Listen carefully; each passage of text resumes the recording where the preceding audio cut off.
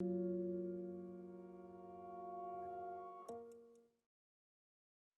evening, everybody. Thank you for joining us tonight for the first Journey from UD event, Publishing Today. My name is Kate Bailey, and I am the Assistant Director of Alumni Programs here at the University of Delaware. We are excited to bring you publishing and writing expertise tonight from UD alum Emily Barrosse. Before we begin, I'd like to remind our guests to please use the chat function at the bottom of your screen to share thoughts and ask questions throughout the presentation. Please feel free to say hello in the chat and tell us where you're joining us from. There will be a question and answer session at the end. We will also be recording this program and it will be available to view in the coming weeks. Tonight, Development and Alumni Relations has partnered with the Women's Leadership Initiative to offer this event. It is my pleasure to introduce the Faculty Director of the Women's Leadership Initiative, Wendy Smith, who will explain a little bit about the program and formally introduce Emily. Thanks for being with us, Wendy. Good evening. Thanks, Kate, and for organizing this, and thanks, Emily, for being with us. My name is Wendy Smith. It's my pleasure to be here. I am a professor of leadership in the Lerner College of Business and Economics and the faculty director of the Women's Leadership Initiative at the University of Delaware. The Women's Leadership Initiative works to advance gender equity from the classroom to the boardroom. And our signature programs include a certificate program to support students on campus that identify as female, includes 2 executive education programs for women in the workplace, 1 in person and 1 online, as well as a webinar series every other Friday from 9 to 10, including tomorrow morning. And I am happy to, in a minute, put some of that information or at least our website in the chat if you'd like to know more information. At this time, it's my pleasure to introduce Emily Barrosse, who graduated from the University of Delaware with a communications degree, and then pursued a lifelong career in the publishing industry. As vice president and editor-in-chief at the college textbook publisher McGraw-Hill, she successfully navigated the competitive, growth-driven business and was able to quadruple the signings of new books in her division.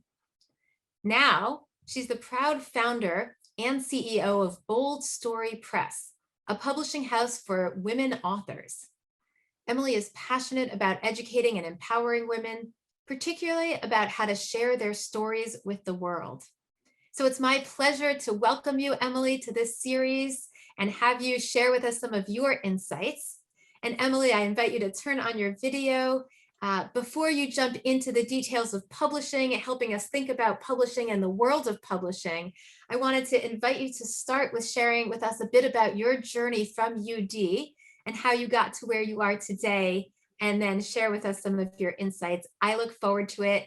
I will pop off now and invite you into the conversation, and we'll come back for the Q&A. Well, thank you very much, Wendy. I appreciate that lovely introduction. And I am thrilled to be here. I haven't been back to the University of Delaware in a very long time. I'm so tickled that so many people have signed up for tonight. Wendy is right. I am very passionate about this topic of women, empowering women to share their stories, their experience, their wisdom with the world. And it is why I started Bold Story Press. But to go back to 1982, when I graduated in January of 1982, I hopped on a train right away and went to New York because I knew I wanted to work in the publishing industry. And while my big goal, of course, was to be the next Maxwell Perkins, it didn't work out quite that way. I accepted a job as an editorial assistant at a college textbook publisher in New York. It was called Harcourt Brace Jovanovich.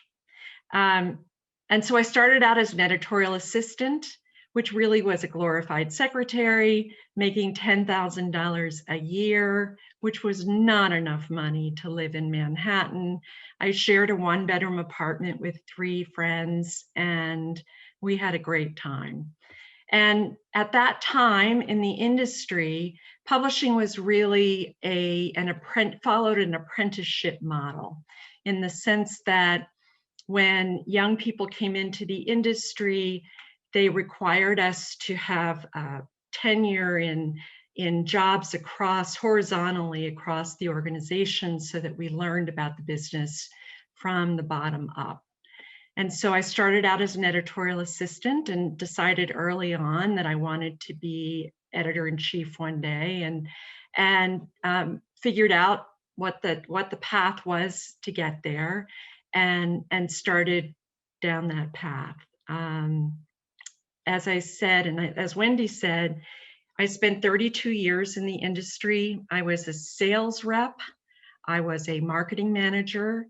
I was an editor in several disciplines. I then became a publisher and managed a team of editors. And then eventually I became editor-in-chief at McGraw-Hill, where I managed a team of 100 editors and a $500 million publishing program. When I left McGraw-Hill several years ago, I started a business called Bold in Business. And in that business, I was working to teach women how to own their power in the business world, how to overcome the people-pleasing problem that so many of us had, at least at one time in our life, and also how to manage our perfectionism tendencies, because nothing will shut down risk-taking faster than struggling with that perfectionism thing. I taught an online course on Zoom and worked with what I thought was going to be all young women who would be attracted to this course. But I found that actually it was women in their 30s to 50s who were most drawn to it. And they were women who had already had some success in their career and the confidence that went with that, and were just tired of the people-pleasing behaviors and were ready to get rid of them. I loved that work. I also coached entrepreneurs, women entrepreneurs during that time, but I really missed publishing, and I wanted to get back to it. And so when I thought about starting my own publishing company, I thought about some of the things that I learned when I was working in the area of women's empowerment, and realized that that the world has been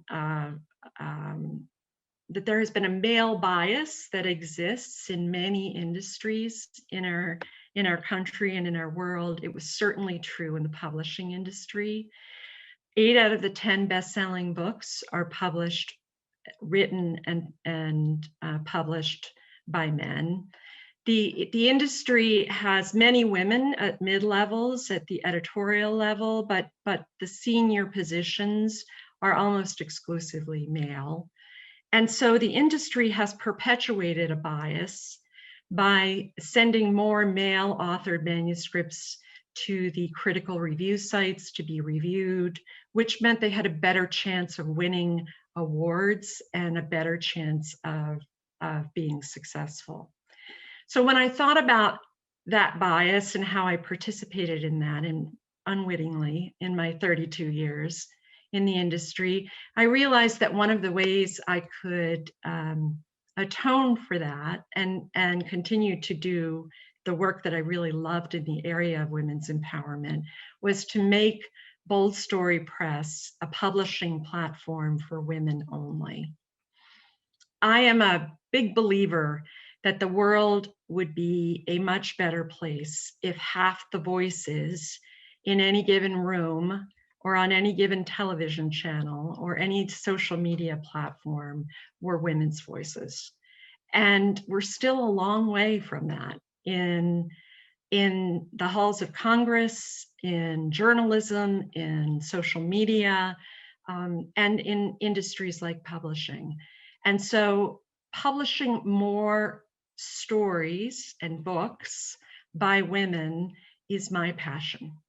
I believe that women learn from each other and modeling for each other how to face challenges, how to lose gracefully, how to be bold and take risks, that we are always helped when we have models of women who have done it before us. And so while right now Bold Story Press is publishing, we are actually trying many genres: fiction, memoirs, children's books. Eventually, we think we're going to focus in more on memoirs and women's stories about facing challenge and overcoming them. So that's my background. That's how I got started with Bold Story Press. I'm going to share my screen with you and share some PowerPoints. My goal tonight is to give you a view of the publishing world today from about 1,000 feet up, so that you have some basic understanding of the things you need to think about if you want to write and publish a book, and what your options are for publishing.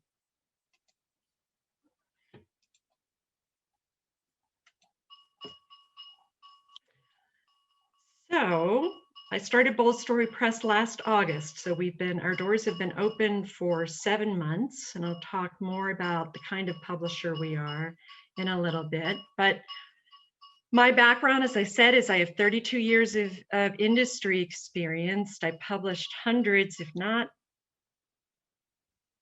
at least 1,000 books, and many of them best-selling books. And as I said, I've had many jobs in the industry and learned from actually doing in the industry.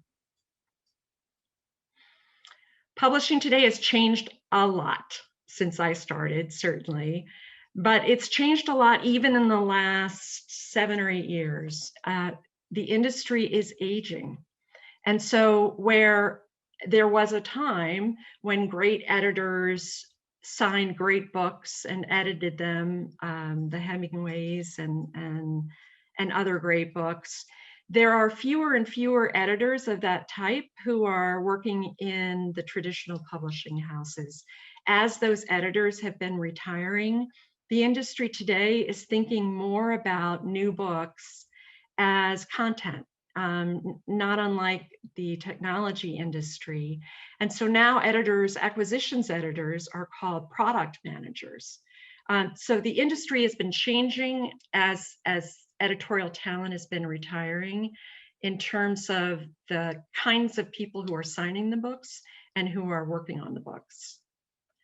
Of course, ebooks have changed the industry enormously. When I first started looking into the data behind ebook sales, I thought that it was young people who had stopped buying print books, and that people my age and older were buying the print books because of because that's the way we grew up reading, and we still love the tactile feel of the book and turning the pages, etc. But in fact, that's not true. People my age and older are more frequently buying ebooks now because we like the convenience of being able to carry several books on a small e-reader. And young people today, especially in the field of young adult fiction, want print books. They collect them, they love the covers, they cherish them. And so print sales, while down quite a lot, don't seem to be going away. There is still a market for readers out there who will always going to prefer buying a print book. 70% of books are bought online, and specifically almost all bought on Amazon online. And that's changed the industry tremendously too. Bricks and mortar stores have been going out of business. Chains have been failing. So while Barnes and Noble still has stores out there and certainly a big catalog from which you can buy books, Amazon is slowly but surely taking over more and more of the purchasing platform, and independent books too, in many cases, especially in the last year, are struggling to survive. When you think about writing and publishing a book, it's important to think about your motivation. It's going to help you a lot if you understand why you want to do it. In my experience in working with authors over the years, these are the reasons that I've heard that authors write books. They are passionate about the topic and they want to share that passion. They want to excite other people and make them passionate about the topic too. Sometimes I have heard authors describe their writing process and their motivation as feeling compelled to write the story. And they describe it as having a story inside them that's already fully formed that they feel compelled to get out onto the page. And I love that. It makes me think of that movie Alien, where the alien pops out. But quite a number of authors have told me that that has been their experience in writing. Some authors write to make money and they want to quit their day job and be a full-time author because they love writing and it's their intention to make their living from it. Some authors write because they want to have impact, and not unlike the passionate about a topic, usually in my experience, people who have this as a motive are experts in their field. They want to communicate points of view or ideas or thoughts they have about the field, and they want that content to have an impact in the industry. Increasingly, entrepreneurs feel that it's a requirement for a successful entrepreneur. It's like having a business card. If you want to be thought of as an authority in your market, then you want to write a book and be able to say that you are an author. Interestingly, it doesn't matter who publishes your book. You can self-publish it.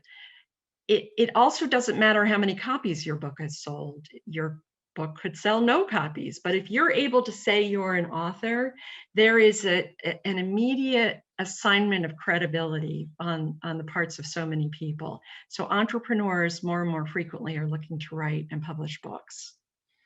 And then finally, well, these two are both sort of similar in the sense that some people write, and especially those writing memoirs, to leave a legacy, to leave in this world something that for their families, for their loved ones, for their friends, or just to say, I was here and this is what I did. And I'm hopeful that my experience in my journey in life will help you on yours. You also should be thinking about, for whom are you writing your book? I used to ask my authors to actually fill out a prospectus before they started writing. And in that prospectus, I asked a lot of questions about who their target market was. And the reason I did that was because it's important that you have an image, that you have an understanding of who your reader is, and that you're writing to that person as you work your way through your book. So some of the questions you can ask yourself is, who will need my book? And who will want my book? A really good question is, who will pay for my book? Some people only read from books from the library or books that they can borrow from others. What do you know about these readers? And what's your plan for reaching them? I heard the number recently, and I'm not sure if it's true because Amazon doesn't release any data about their sales or their numbers of books published. But I've heard recently that there are 4,000 new books being published every day. And if that number is too high, it's not too high by huge numbers. Maybe it's 2,000, but there are a lot of books being published every day. And many of them are people taking a Word file and uploading them onto the Kindle platform. they haven't been edited. No one has read them. They're not very good, but they are published books and they are counted in the totals. To become a published author, you also might need to ask yourself, do I need to make any changes in order to achieve this goal? If you are someone who has been saying for the last 30 years, someday I'm going to write this book and publish it, and you haven't done it yet, I think you need to look at your day-to-day, your day, and look to see if you need to make some changes if you ever want to achieve that goal. One of my favorite quotes is, if you always do what you've always done, you always get what you've always gotten. So if you've been talking about writing and publishing your book for 30 years and you haven't started writing the book, if you haven't made a commitment to yourself to sit down every day and write for some period of time, Stephen King talks about how he started a practice of sitting down at his desk every day for 3 hours from 8 a.m. until 11 a.m. And in that process of sitting in the same place with the same computer, going through the same motions, opening the computer, starting to write, he believes that he trained his muse to show up every day at 8 a.m. Not unlike Pavlov's dogs, his creative juices, his creativity showed up between the hours of 8 and 11 every day. And I would say 99% of the writers I know and have published agree that it's really important to get into a consistent, regular habit of writing. Most writers write every day. Not every writer writes for 3 hours every day. Many writers write for half an hour every morning or even an hour, but they have gotten into a habit of writing every day. And even to the point of sitting at the computer, and if they have a complete blank and they don't know what to write that morning, they just write. I don't know what to say. My mind is completely blank. I need milk at the grocery store. But the consistency and the commitment are a part of not just obviously training yourself to create the output, but also of training yourself to access your creativity. I also love this quote. It's from Marianne Williamson, and I particularly love it as a woman. Our deepest fear is not that we are inadequate. Our deepest fear is that we are powerful beyond measure. It is our light, not our darkness, that frightens us. We ask ourselves, who am I to be brilliant, gorgeous, talented, and fabulous? Actually, who are you not to be? Your playing small does not serve the world. There's nothing enlightened about shrinking so that other people won't feel insecure around you. And I think that quote really speaks to that perfectionism thing that women so often struggle with. I learned not that long ago that perfectionism is a gender issue, that it's very rare for men to suffer from perfectionism. It really is an issue that women struggle with much more than men. I'm going to talk a little bit about the 5 phases of publishing that you work your way through on that journey to create a published book. Obviously, there's writing. I strongly recommend that there be editing. There is design of both the interior of the book and the cover, and that by cover I mean front cover, back cover, and spine. There is a production process where you take your book from manuscript to a fully formed paperback, or hardback book or ebook. And then there's launching your book, which is all about promotion and sales. Writing.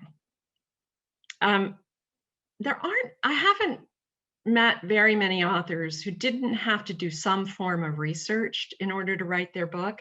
Even authors writing fiction or certainly memoirs often have to do some research to place their characters accurately and in some frame in the story. And so it's important that you do your research before you start writing and as you're writing, because your credibility can be hurt when you don't do the research. There are different writing styles that work for different people. Personally, my style is to sit down at the computer and just download my brain onto paper. And I just try to write down or type in every single thing I can think of about the topic that I want to share, even if it's a little on the edge of, maybe I really don't want to include that. Doesn't matter. Everything I can think of goes on the paper. And then the process for me is working through that massive amount of content and shaving away content that doesn't belong, that doesn't add to the story, that doesn't help make something in the story clearer for the reader. So like a sculptor, I start with a big, massive piece of granite, and I winnow away and refine as I write. Many writers, however, prefer to organize themselves differently, and that means that they start with a table of contents, and then they lay down a paragraph or two of information for each chapter in the book. And then once they feel they've got that, which is their frame, so to speak, they go back to the chapter and they lay down another layer of detail and another layer of scaffolding. And they keep going back over the story, putting in more and more of the content, of the detail, of the character development, of the dialogue, etc., until they have a fully formed book. And those are two styles. There are other styles. You have to find what works for you. There is no one way to write a book. I'm going to talk more about the kinds of editing that are available to writers today, but many authors start out with the goal of writing the best version, the best draft they can, and they know from the beginning that their plan is to work then with a developmental editor who will read the content line by line, who will challenge content as they go, calling things out, saying this isn't clear, or this is you're jumping around too much, or you're changing tenses. So a good developmental editor can be almost a partner in the process. And some authors start the process from the very beginning, knowing they're going to need that and planning for it, from the get-go. And then some authors don't want to write it at all, and they hire ghostwriters.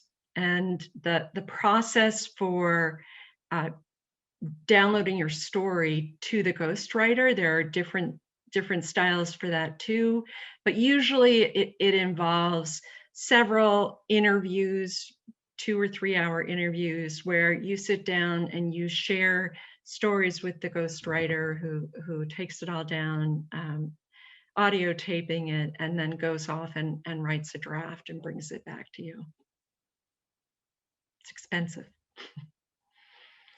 So I talked about developing a writing habit. We talked about writing style. Critical review is very important. I know so many writers who will reluctantly share their manuscript with their spouse or with someone in their family, and that may be the only pair of eyes that reads it. And that's a mistake, because because our loved ones don't want to hurt our feelings.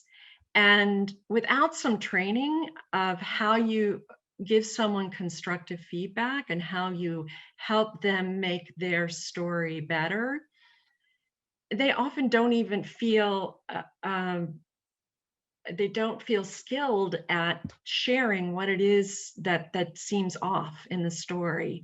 And so if you're relying only on people who care deeply about you, you are doing your writing a disservice. You really need a pair of objective eyes to read your content and give you feedback and direction and guidance on making it stronger. And then, of course, you need to learn to self-edit, because you're going to be doing it a lot with either writing style and well before you get to the point where you're turning it over to a development editor. The three basic kinds of editing are proofreading, which is a read for typos, for grammar issues, and that's it. Often proofreading happens at the end of the process after the book has been to the compositor, it's typeset, and we proofread it one more time, because sometimes in the process of typesetting it, the compositor can introduce errors into the manuscript. And so proofing is a pretty shallow form of editing. Copy editing is a deeper edit, and a good copy editor will read your manuscript for style, following a style manual. At Bold Story Press, we use the Chicago Manual of Style. They will certainly point out grammar issues. Of course, they catch typos or misspellings. They will sometimes point out larger issues, but they're not always skilled enough or experienced enough to help you with those. And finally, the developmental editor is the person who should be able to help you with anything. A good one, a good developmental editor, can help a writer with any issue they have, and not only bring it to their attention, but show them how to solve for it.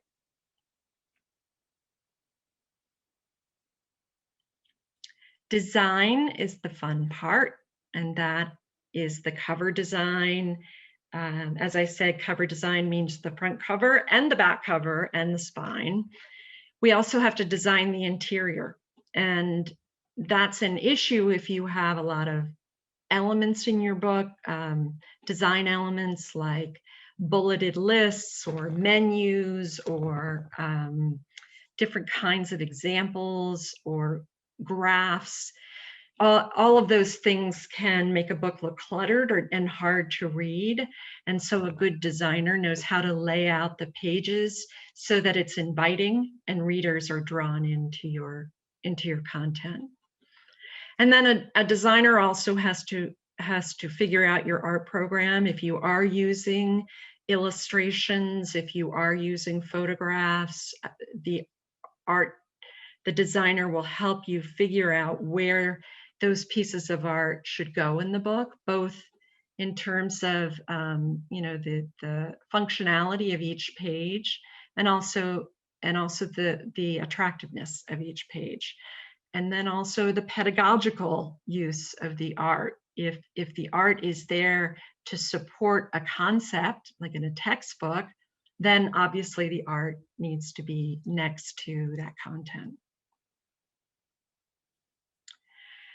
After the manuscript is done, we turn it over to the production team, and they take the manuscript then through the process to turn it into the bound book. And there are a lot of decisions that need to be made in that process of production. Most of those decisions are made by your editor before that manuscript starts production.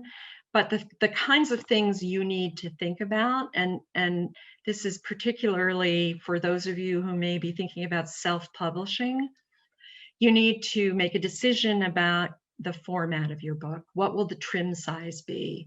Will it be 6 by 9? Will it be 8.5 by 11?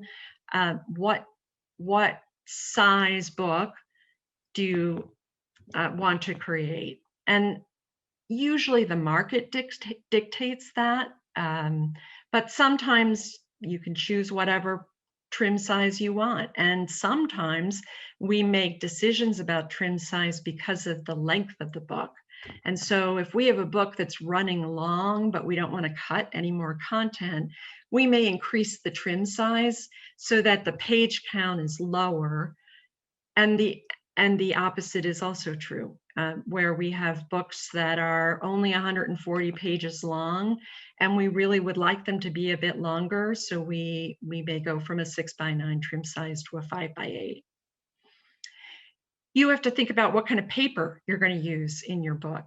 And if you are a reader, you've seen the different kinds of paper that are available in books. You've seen the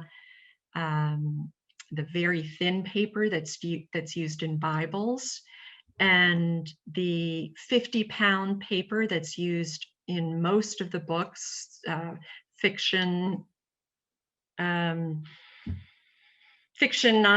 Most of the books you're reading are probably printed on 50-pound paper.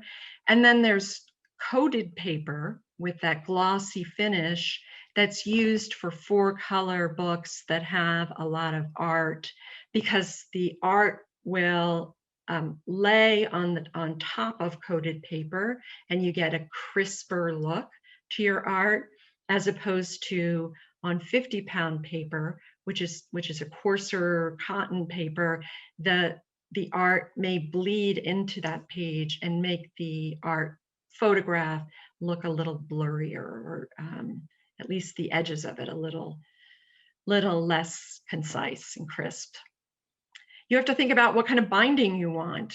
Most books today are bound by gluing them, gluing the pages into the cover. However, some books are lay flat bindings for the kinds of books where a cookbook, where you want the book to stay open while you're using it. Hardbound books, especially large hardbound books, can be sewn and hand sewn. So there are decisions to be made about the binding, as well as the trim size, as well as the paper. And then you also have to make decisions about what the cover is going to look like. Will it have a jacket? Will it be a matte finish? Will it be a gloss finish? All of those things are decisions to make in that process. And then ebook platforms, ebooks also have to be designed and laid out in certain ways, and files have to be reconfigured to flow well on the ebook platforms, and that all happens in the production process. And then finally, there's launching your book. And this is more important than ever before. There is no publisher who is not going to ask you in the prospectus that they ask for what your network is, what your platform looks like, how many people follow you on Instagram, Facebook, how many people are on your mailing list.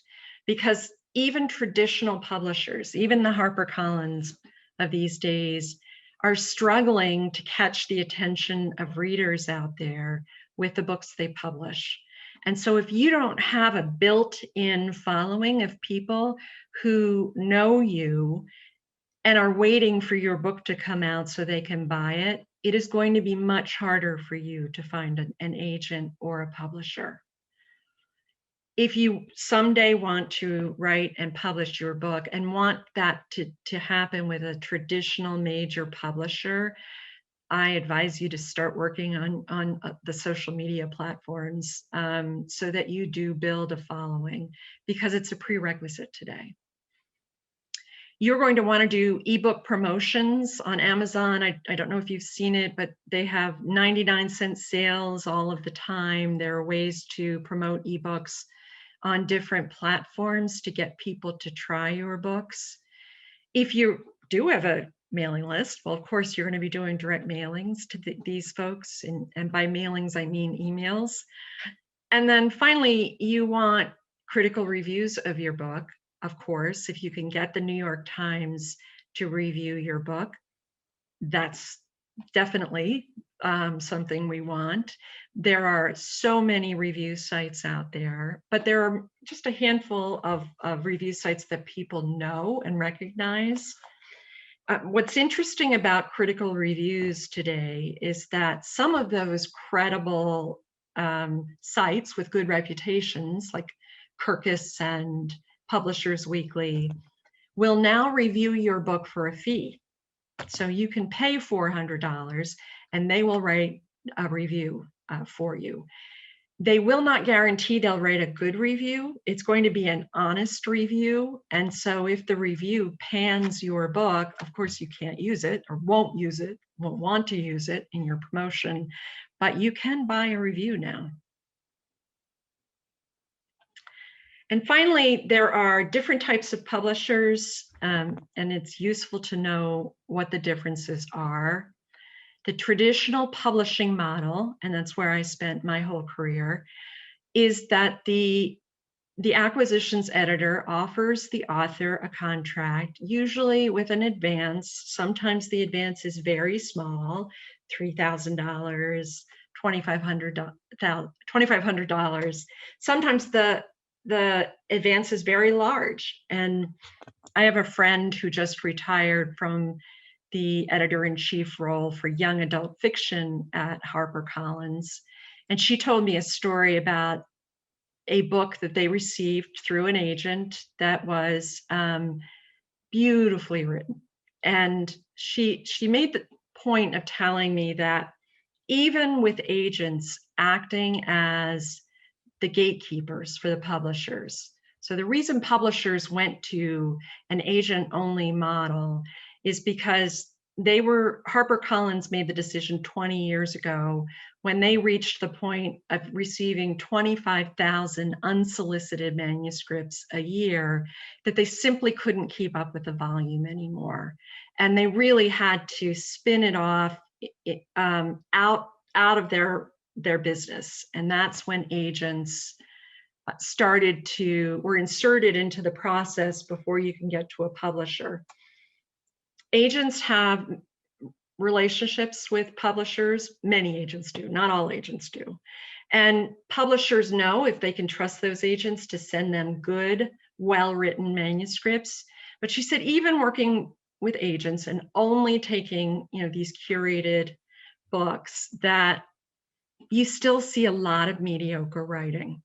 And so really good writing stands out immediately for any editor.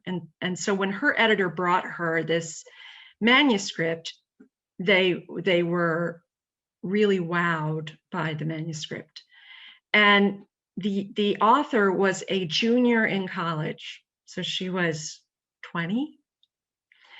They ended up in a bidding war with several major publishers and ended up paying this 20-year-old woman $1 million advance for her book.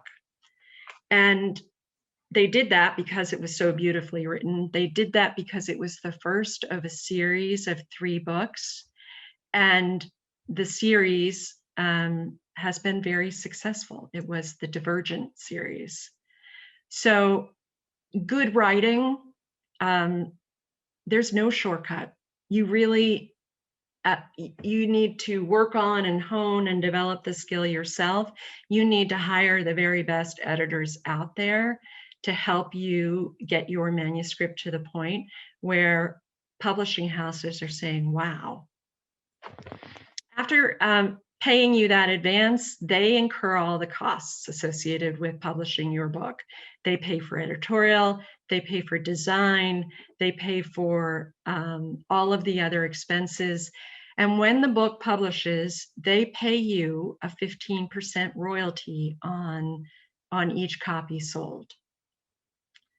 Self-publishing, which has grown enormously in popularity in the last several years, is, at the risk of stating the obvious, when you publish your book yourself. And that means either skipping that editorial process and finding someone on Fiverr or someone online to design a cover for you. And then you upload your file on the Kindle platform usually, and publish it yourself. And when you do that, 100% of the royalties go to you.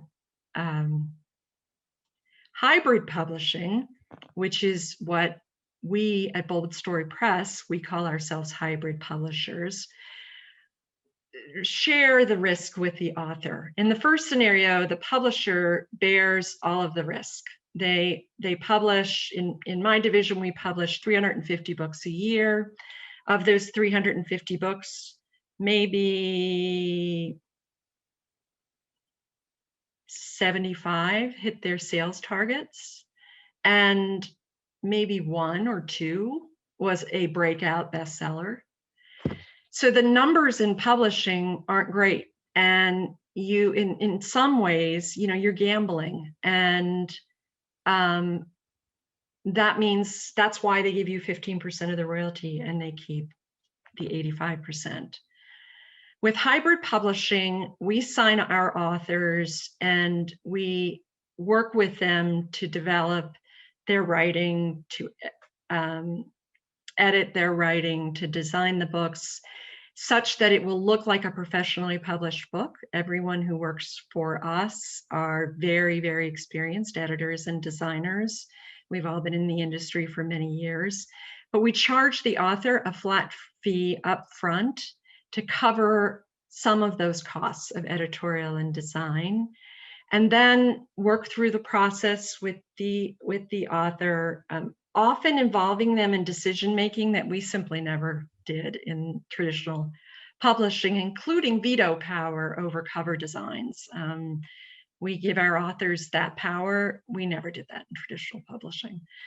And at the end of the process, when the book publishes, the author keeps 75% of the royalty and we take 25%. So we've kind of flipped the business model on its head a little bit. And then finally, they aren't really publishers, but you can also hire an editorial service provider. And basically, they will do some of what we're talking about in terms of, if you don't know who the editor is and you're looking to hire a good editor, it's very hard to do that on Google. How do you know how good this editor is? And so editorial service providers will, for a flat fee, provide these services for you, and then turn the files back over to you. And then you look for whatever way you want to publish, whether it's through Kindle publishing or through a distributor like Ingram Spark, who will help you some with the process, but certainly not as much help as you receive from a traditional publisher or a hybrid publisher. So if you want to publish a book someday, if you want to write that story that you've been rolling around in your head forever, it's important to have a plan and to start working that plan and to make the little changes in your life you need to make, which may include getting up a half an hour earlier in order to sit down and write, but make a plan and commit to the plan. Because I believe most of our audience are women here, because I think it's so important for women to share their stories. And I want to encourage all of you writers or writer wannabes who dreams of someday publishing a book to do it. Just do it. Do it however you're comfortable doing it, whether it's uploading that file or with $1 million advance from HarperCollins. But don't wait until it's perfect. Don't put yourself through an agonizing, slow, multi-year process. Start writing your story and share it. Share it with the world. So thank you for your attention. If you have a chance to go on to social media and like us or follow us at Bold Story Press, I'd appreciate it. But that is my presentation, Wendy. Emily, thank you so much. As I've mentioned to you, as a first-time author about to publish a book, I know I've been taking notes, and many of the questions that are coming in are from people who clearly want to be publishing, have a story inside of them, and have questions about that. We only have a couple minutes for questions, though. I encourage any additional questions that you have, please put them in the chat or the Q&A. We'll try to get to a number of them. Emily, I actually wanted to start with a question that brings us right back to where you started, which was about the importance of women's voice and the importance of letting go of perfection and letting go of people pleasing. If you're going to put a story out in the world and feel vulnerable, that seems to be the first stop, the first thing to not stop you, the first starting point of getting over that. I was curious, given how you grew up as an editor in a very male-dominated world, if you had a story about being in that moment where you felt that pressure for people pleasing or perfectionism and just let it go. So is there a moment that you could think of that really allowed you to just let go of the people pleasing, let go of the perfectionism? There was a moment. And it's funny that you ask it that way because it was a real breakthrough moment where the situation was so fraught with tension and stress, and it was a bad situation. And I just decided that I was done, and that if it meant losing my job, fine. If it meant, I had to start over in another industry, fine. I let go of the fear of, not being perfect, of not taking care of others emotionally. So I was always worried about how everybody felt in the room, and was everybody okay, and did everybody like me and respect me? And in that moment, something snapped. And I think truly it was because I just couldn't handle it anymore. I could not handle the stress anymore. And I stopped caring. And from that moment on,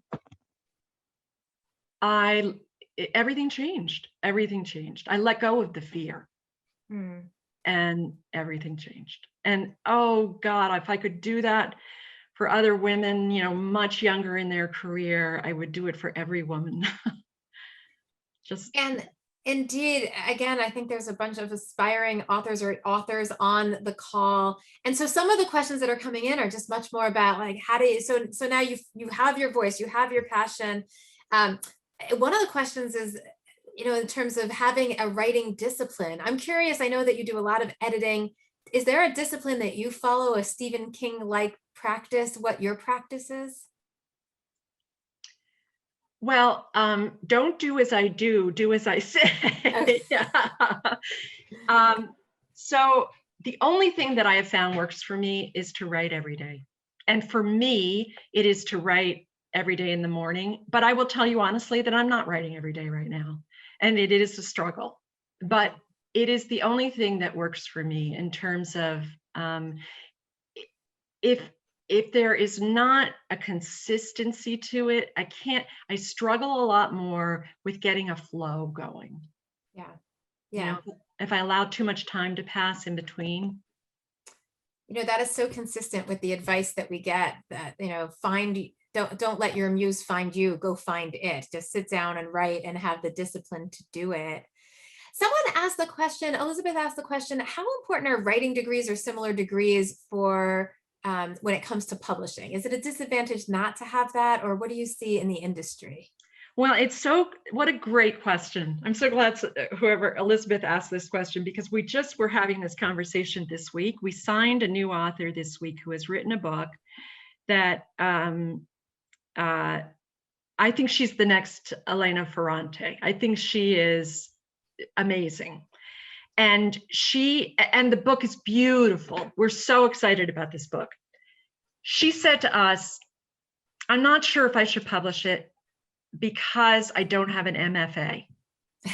And we said, what do you mean? You've already written it and it's beautiful. What difference does an MFA make? But she had these scars from from having interactions with people with MFAs who I guess communicated to her that you cannot be a good or successful writer without an advanced degree, or an MFA. And that is simply not true.